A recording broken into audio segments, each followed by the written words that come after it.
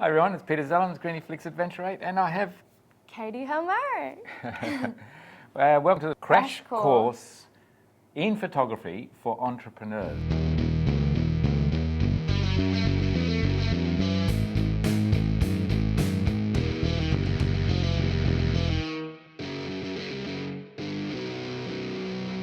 Zoom in and have a look closer, and It's not an... it's camera shake now. Oh. So this introduces the next problem. So we had focus and camera shake, and sometimes it's really hard to tell the difference between the two.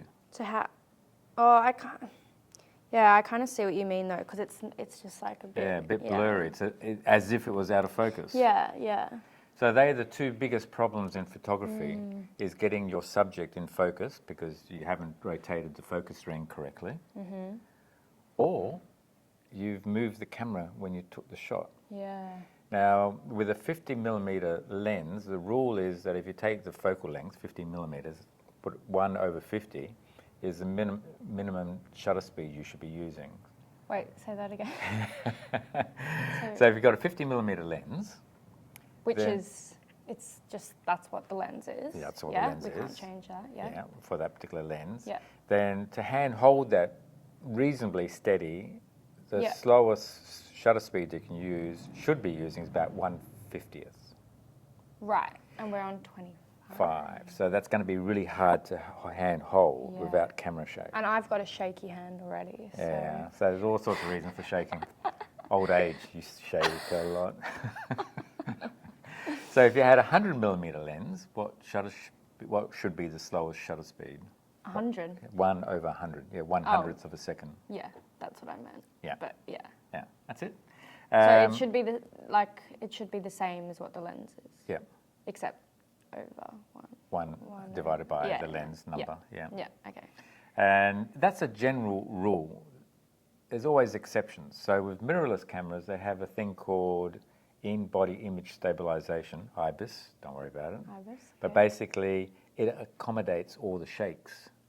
Yeah. So if you've got a 50mm lens, you could even shoot right down to 1/10 of a second without camera shake.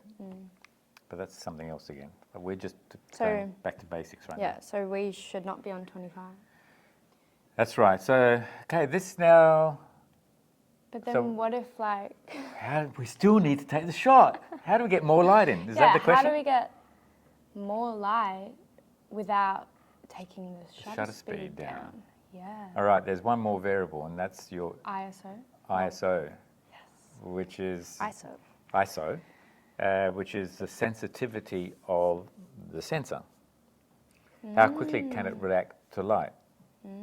So if you've got a small number like 100, it reacts to light slowly, but you get a really nice detailed picture with little bits of grain that you can't even see, so it's a really nice shot. The sensors are designed so that it can react to light faster, but the downside of reacting to light faster is that it's not as good quality. It's not as good quality. You end up getting these large dots. Grains. Grain, it's called grain, yeah. And therefore you start to lose detail. And as you start to lose detail, you start to lose, when you're shooting at 100 ISO, the graduation in the grayscales, from white to black and gradually changing, and also in color, and all the different tones of color you can get are really detailed at 100 ISO.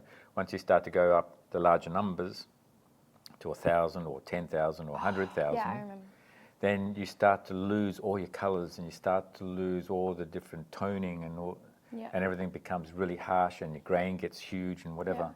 So in certain situations for artistic value, that works fine. Yeah. In other cases where you want the quality, where you just want to get the shot, that also works fine. But if you want really fine quality, you have to shoot at that 100 ISO. So lower ISO means better quality? Yep. Okay. All right. Now, in this case here, we're okay with the quality, and we feel that we can go to a higher ISO number because we want to keep the shutter speed the same as we had before. Now, we were shooting, if we press ISO, we were just keep your fingers pressed, we were shooting at 200 ISO. So if we want to keep the shutter speed at 50, so change your shutter speed back to 50. But we still want to we want it to react quicker to the light, so we want the same amount of light. We want the sensor to act twice as fast. We have to go from 200 to 400 ISO. Okay. So when you press, keep your finger pressed on there, And then and do then that? rotate that, yeah, and you change to 400. Okay, so now we're going to take the same shot, but at 400 ISO.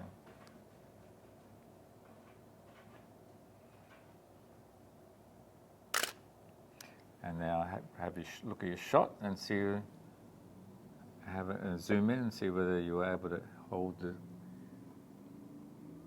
So I reckon that definitely looks more like in focus. More in focus?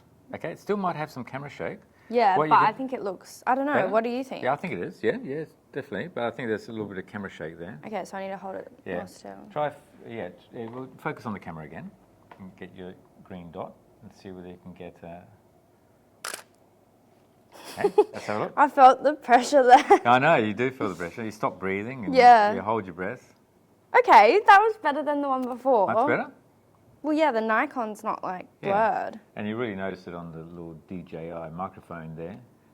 Yeah. There's all the details there. Once you zoom in, you can actually press this up and down, and then you can move to different parts of the image. Still not like, Right, yeah. So one Amazing. way you can check to see whether it's camera shake or your focus is we can go to 1/100th of a second. but which thing is that? Is that Shutter speed. Shutter speed, okay. Okay, so we change the shutter speed to 100. Yeah. Okay, so now if we change the shutter speed to 100, we've reduced the light by half. So Yeah, somehow so- we have to make the sensor react quicker. Yeah. So we have to change The the ISO now ISO. from 400 to 800. So you press your ISO and then rotate to get to 800. Wait, so can you say that again? So we've changed our shutter speed from 1/50th to 1/100th, Yep. which means it's quicker. It's shutter speed is quicker, so Yeah, the it shutter speed's reduces your camera shake. Yeah. But we've had to change the ISO. So now we've changed the shutter speed, we've left, it's half amount of light coming in now. It's going to be underexposed. Okay. So somehow we have to get the sensor to react quicker to the less light that's coming in. That's why we've got to change the ISO rating on the sensor so it can react to half amount of Because light. the ISO is. It's reacting to how much light's coming in and whether it can create an image from that. Right. Okay. So if you've got less light coming in, you've got to change the sensor so that it actually can react to the light quicker and still give you a good exposure. Okay. So we had So 400 before, we have to change that to 800 now, Because, so we've doubled the the ISO. shutter speed, so we have to double the ISO? ISO, yeah. Okay, that makes One sense. balances out the other That straight away. makes sense in my head. Yeah. Yeah, because then with aperture, the numbers change again because they don't necessarily, those numbers don't correspond to doubling. But anyway. So did you change it to 800? Yeah. Okay. So now we'll be able to see if it's camera shake or not. Yeah.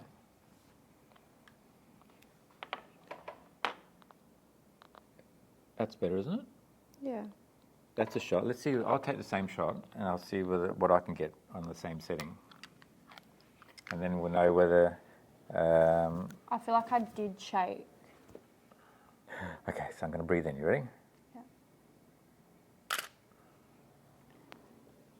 It's similar. Similar. So I Yours think is probably what a we're bit- seeing is we're seeing the limitation of this screen. So the image is actually better than what you see on the back of the screen here. How do you know that? Just because Past you know that, experience. or I just know it with this so camera. if you were to have that on a computer, it would look better. Yep. So now I've taken my shot, and I'll have a look at your shot, and your shot's as good, if not better than mine. Yay! So you've nailed it. You've nailed the camera shape. You've nailed the focus. Nice. We've talked about depth of field, Yes. aperture, shutter speed. I think the hard thing is remembering how they all like co-work. You know what I mean? Coexist. Coexist. Yeah. Like I understand what they are individually, but it's hard to remember. Like The if I move relationship. this, then I have to change this, and then this, and then the relationship. Yeah. It's just practice again. Yeah. And the practice. more you do it, the more you know that if you change one, you've got to change the other. Yeah. Something else as well. So you'll always have to be changing all of them basically. Yeah, and we're doing this all manually now, so you understand it. With these cameras, you've got automatic settings, so a lot of these So that's things. what automatic does. Yeah, it does those things for you. That makes sense. But what tends to happen, what I find with automatic settings, is that sometimes you don't know what the camera is actually doing. You don't know why it's gone out of focus. You don't know why you've got the depth of field that you want. You don't know why you've got so much grain, like your past experience. Yeah. And you're so confused because there's all these automatic settings that are just doing everything Yeah, and you for have you. no idea. That's why we're going all the way back to basics, doing Yeah. everything manually, and then we're going to gradually introduce automatic settings to help you in the process. Yeah.